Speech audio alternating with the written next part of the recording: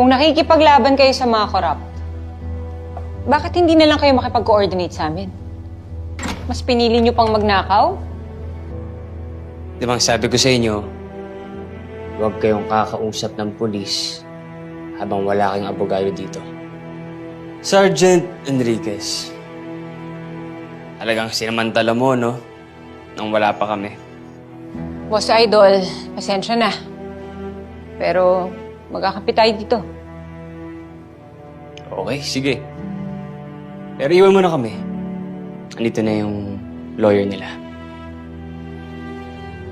Ako nga pala si Andrew Dizon, but just call me Boss Idol.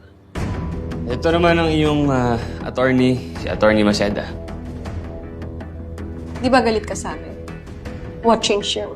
Is it because I took a bullet for your friend? Well, you can say that. Pero sabihin na lang natin na pareho lang tayo ng kinakalaban.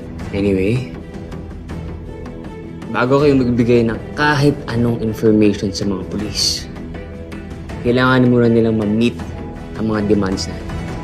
Basta magtiwala lang kayo sa akin. Kakampi niyo. Boss Idol, Chief. kumusta? Good morning, Attorney. Okay, so as the legal advisor of Santa Babies, ito ang aming mga demands. Itong Witness Protection Program, included talaga to sa mabibigyan naming privileges sa kanila. As long as nagkakaintindihan tayo na magbibigay sila ng impormasyon tungkol sa corruption dito sa Calabari.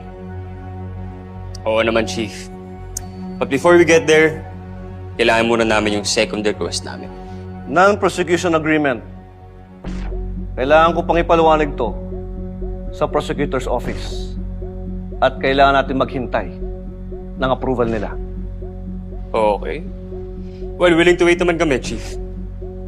Pero habang wala pa tayong black and white na usapan, just so you know, wala kaming ibibigay na kahit anong information.